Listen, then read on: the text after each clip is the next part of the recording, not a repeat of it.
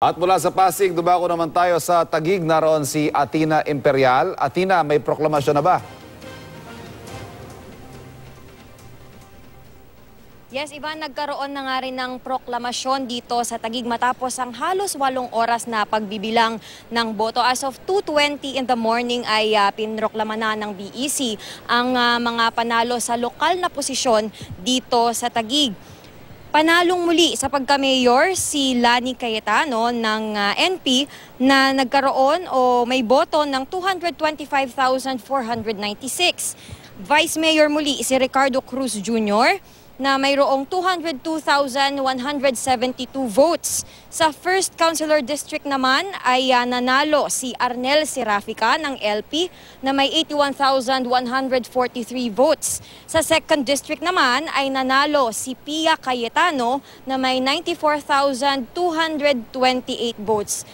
In-explain kanina ng BEC, Ivan, na kaya daw medyo nagtagal yung pagbibilang ng boto dito ay yung mga hindi na transmit electronically na mga SD cards ay hindi nalagyan ng BEI ng non-transmitted yung kanilang envelopes. Kaya naman na inisa-isa nila itong mga isinabmit na envelopes at sa kanila ito isinama o ikinonsolidate dun sa mga electronically transmitted na mga boto. At bukas daw ay magsisimula na yung manual uploads ng mga SD cards. At yan muna ang pinakahuling balita mula rito sa Taguig. Ivan?